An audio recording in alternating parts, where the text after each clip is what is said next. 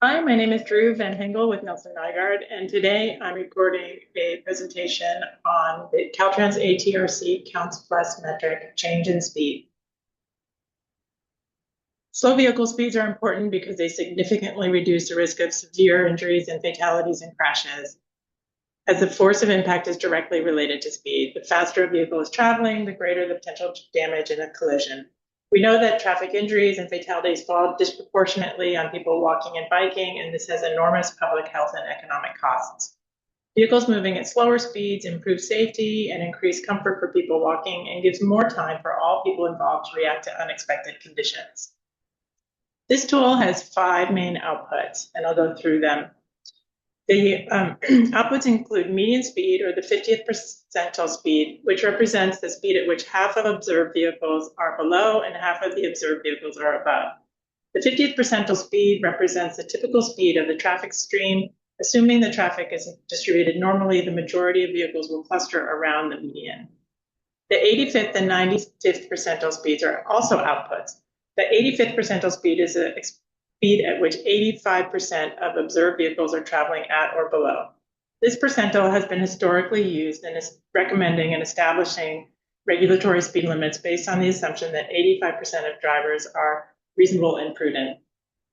The 95th percentile speed can be used as the estimate for the faster speeds, the speeds a typical user will encounter on the street. It also provides some context for the 85 percentile speed by offering a better picture of the higher end speeds on the street. Top speed, the percent of vehicles exceeding the speed limit, and those traveling at excessive speed can represent high end speeding on a roadway, and these are also 3 separate outputs. A decrease within these indicators from before and after data counts can show effective speed management. While the top recorded speed can sometimes be a data anomaly, it can be useful to verify whether there are times of day when the road design allows for dangerous speeds. What I'm about to go over is guidance on how to record and report change in speeds using the stopwatch or radar methods. This metric is applicable to infrastructure or targeted speeding campaign projects and programs. Every project will vary, so every detail may not apply to your project. Use your best judgment and reach out to us with questions. As with the other performance metrics we are developing, we included written instructions and a template tool that you can use. There are screenshots pictured here on this slide. On a scale of 1 to 5 for level of difficulty, we rate this as a 4 due to the setup and staffing requirements and the duration of data collection. Here are some important reminders for getting started. You may consider notifying local law enforcement of this study. Select a time of day to perform the study that is outside of rush hour traffic. Collect data maybe between 9 o'clock and 3 p.m. to measure free flow traffic conditions, but consider if it's a safe routes to school project you're evaluating, you may want to collect data during the school peak hours. Collect data in clear weather conditions, in other words, when it's not raining and the roadway surfaces are not slick. And in-person data collection should be approved by your supervisors. Other important considerations. If reducing nighttime speeding is an objective of the project, use the pneumatic tube method so that you collect speeds 24 hours during the day. Collect at least 50 observations, but 100 is preferred. Collect pre and post data during the same time of year and at the same place.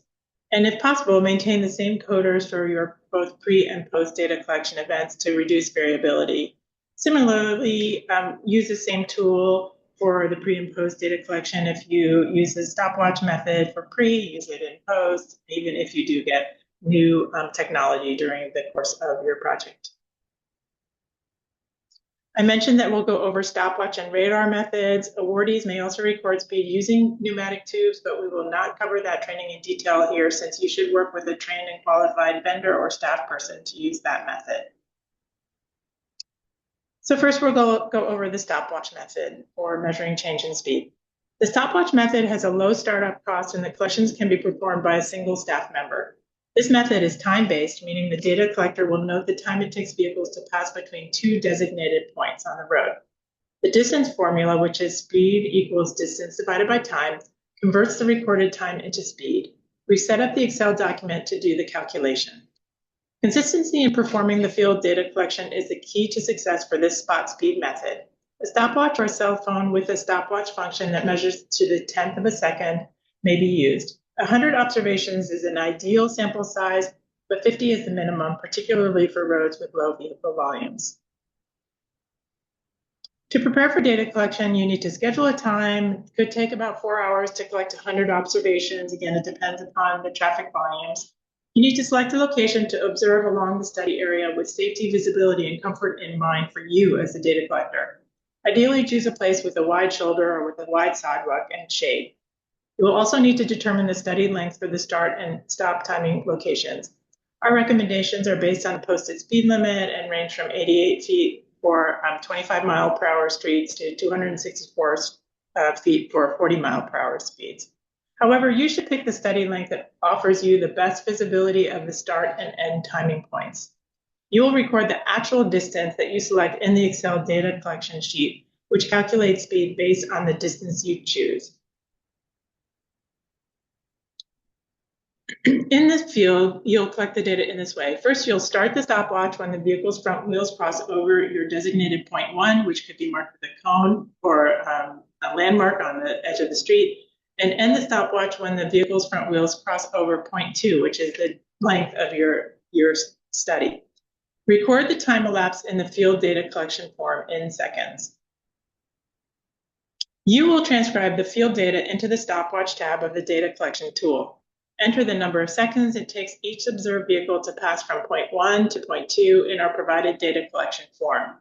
The Excel tool calculates the speed metrics on the cover page, which you will submit to ATRC.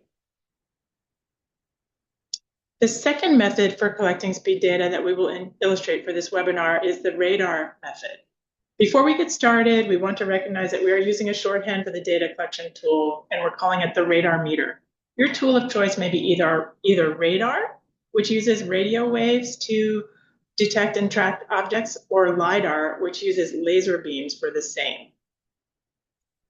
Real-time vehicle speeds measured with a remote sensing meter will be pointed at the vehicle. This method can be performed by a single staff member with minimal post-processing of data. The location of the meter is key to the success of this spot speed methodology. Follow the instructions on your meter. Keep the batteries charged and be sure that the meter is put away and calibrated and ready for the next data collection period. In order to prepare for data collection, you need to schedule a time, again, approximately 4 hours to collect 100 observations, depending upon the traffic volumes. Select a location to observe along the study area with safety, visibility, and comfort in mind. Ideally, choose a place with a wide shoulder or with a wide sidewalk and shade so you're comfortable. And become acquainted with the radar tool. Choose whether you will track upstream, in other words, approaching traffic speeds, or downstream, departing speeds. But whichever direction you choose, keep it consistent.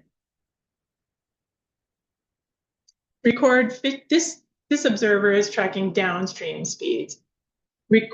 Record 50 to 100 observations with safety, visibility, and comfort in mind, with the knowledge a radar meter's accuracy decreases with increased distance. Record speed observations on the field data collection form. You will transcribe the field data into the radar method tab of the data collection tool, and we show that on the left side of this slide. Enter the speed in miles per hour to the 10th digit and into the data collection form. The Excel tool calculates the speed metrics on the cover page, which you will submit to ATRC.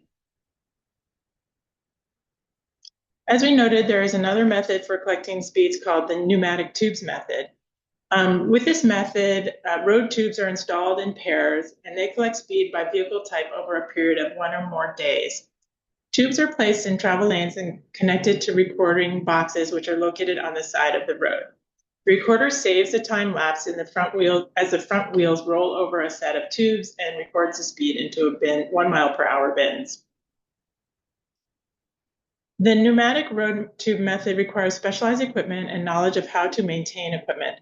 Use a trained and qualified vendor or one of your colleagues from Public Works to deploy, who's trained in this methodology, to deploy the method, and then importantly request that the output for the data collection be shared with you with the same with these following data points: the number of data points collected, the median or 50th percentile speed, the 85th percentile speed, the 95th percentile speed, and the top speed. Sometimes it's difficult to do post-processing of the data collected through the pneumatic tubes method. Finally, when the analysis is complete, submit the finalized Excel tool to the ATRC Council Plus Smart Sheets portal. To submit, navigate to the Council Plus user satisfaction page on the Active Transportation Resources Center's website. Click on the Submit Your Data link. Enter information into the fields, including the submittal date, your contact information, the ATP cycle number, and the project PPNO. From the drop-down menu, select Change in Speeds. Under Data Upload, drag and drop or browse the files to include a complete Change in Speed tool Excel file, and then submit your data. For those of you who haven't used Smartsheet, it works a lot like a Google form. It will ask you basic project and contact information and provide the option to upload an Excel or PDF document. Thank you so much for your attention to this recording, and we look forward to assisting you as you implement this metric.